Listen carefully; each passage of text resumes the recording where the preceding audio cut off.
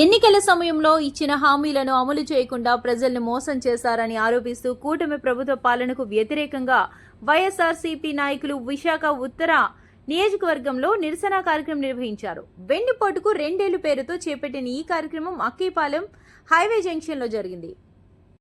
Visakhapatnam party అధ్యక్షుడు, విశాఖ ఉత్తర నియోజకవర్గ సమన్వయకర్త కేకే రాజు ఆదేశాల మేరకు క్లస్టర్ 2 పరిధిలో 26, 42, 43, 44, 55 వార్డుల నాయకులు బొడ్డేటి కిరణ్, బీశెట్టి ప్రసాద్, బాణాల తరుణ్, ఎర్రంశెట్టి శ్రీనివాసరావు ఆధ్వర్యంలో నిరసన చేపట్టారు.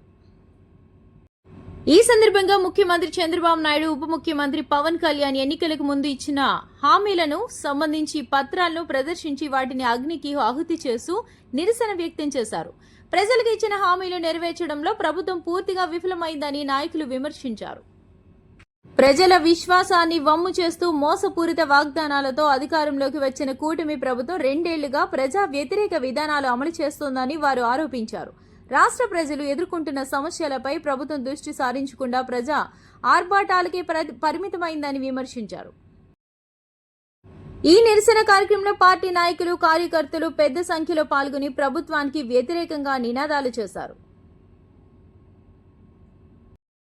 ఈ కార్యక్రమంలో పేడాడ రమణికుమారి, కేవీ బాబా, ఎం సునీల్, భోగవల్లి గోవింద్, హబీబ్, పద్మశేఖర్, గంగా మహేష్, షేక్, బాబ్జీ, ఎడ్ల సిద్ధార్థ్ తదితరులు పాల్గొన్నారు.